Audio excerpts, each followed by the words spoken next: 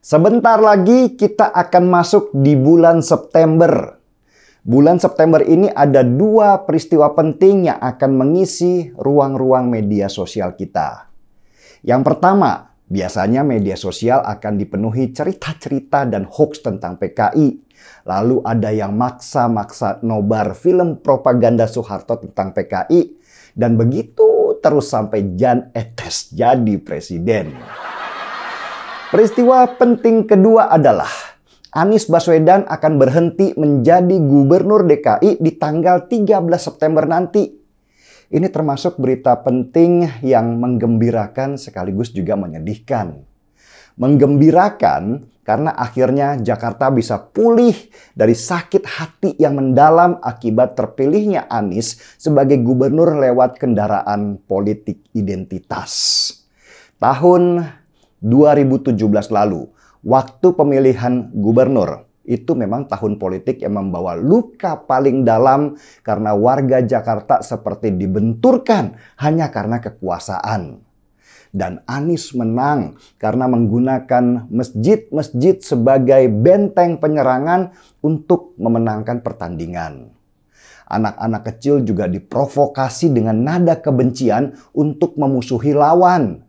Gerakan pengusiran terhadap sesama warga, bahkan pada waktu sholat Jumat, terjadi hanya karena beda pilihan. Bahkan yang meninggal pun tidak disolatkan karena nggak sesuai dengan keinginan. Gerakan demo besar juga dikoordinasi atas nama agama sekaligus dipakai sebagai ajang untuk menggoyang kekuasaan. Kalau kita mau flashback pada tahun 2017 lalu, kita itu bersyukur kepada Tuhan tidak terjadi sesuatu yang mengerikan, meski situasi dan kondisi pada waktu itu sangat memungkinkan. Bahkan di saat kemenangannya pun, Anies Baswedan dengan entengnya bicara bahwa ini adalah kemenangan pribumi. Sebuah label yang dia jahit untuk semakin meruncingkan perbedaan.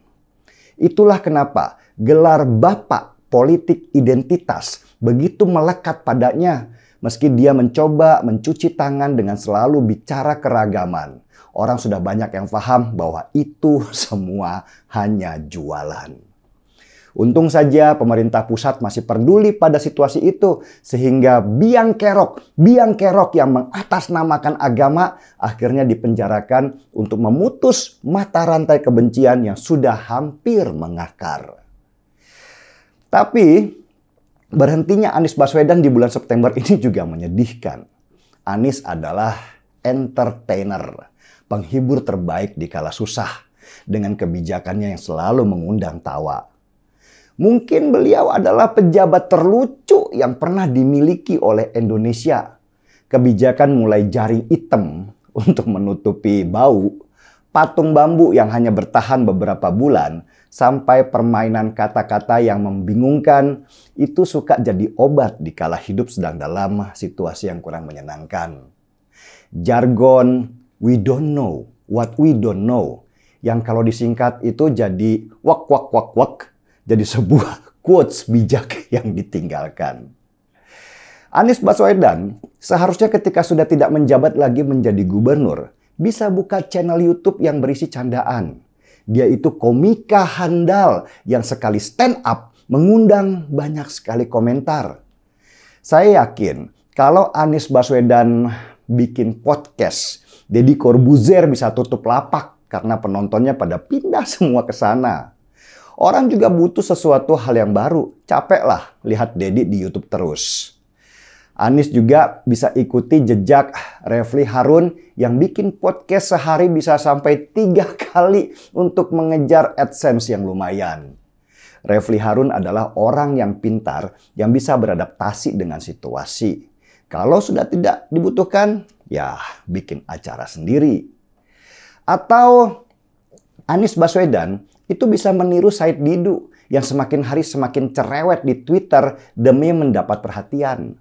Tapi please jangan seperti Roy Suryo yang kepleset karena menyebarkan gambar editan yang menghina simbol agama. Kalau seperti Roy Suryo, wah, Sia-sia dong. Apa yang sudah dibangun selama ini dengan kata-kata itu bisa runtuh seperti gedung yang dihancurkan. Atau kalau mau, Anies tiru aja Sugi Nur. Sugi itu seorang yang sukses karena alih profesi. Dulu dia kerja di jalanan sebagai pemain debus. Sesudah dia melihat bahwa ada sesuatu yang bisa mendatangkan cuan daripada panas-panasan di jalan, akhirnya dia membungkus dirinya dengan pakaian yang terlihat agamis. Terus pakai gelar Gus di depan namanya supaya kredibilitas terjamin. Lalu maki-makilah pemerintah meski nggak ada solusi untuk mendapat penonton yang militan. Gus Anies kelihatannya cocok buat Anies Baswedan. Oh ya, jangan lupa jualan madu biasanya. Kalau fans sudah banyak, mereka mau beli madunya asal ya, jangan kemahalan. Saya jujur merasa kehilangan Anies Baswedan ketika dia mundur nanti. Entah siapa yang akan saya tulis dengan segala tingkah polanya yang menghibur nanti. Anies bisa saja masuk surga karena selama sekian tahun membuat banyak rakyat Indonesia bahagia. Media sosial juga sepi karena no Anies, no party. Kayak Rocky Gerung yang sekarang sudah susah dapat tempat untuk ngibul, akhirnya bikin video buka baju supaya tetap diperhatikan. Selamat jalan Pak Anies Baswedan. Mohon maaf, nanti saya tidak akan banyak membahas Bapak karena apalagi yang harus dibahas.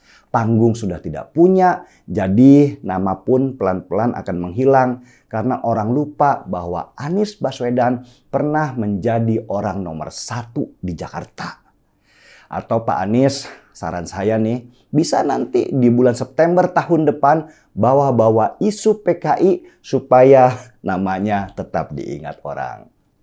Untuk Anies Baswedan, saya ingin seruput kopi sambil ucapkan selamat jalan dan selamat menghilang. Seruput dulu kopinya.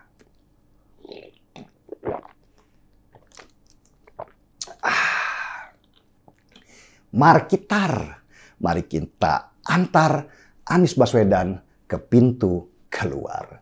Saya Denny Siregar, kita di acara Timeline.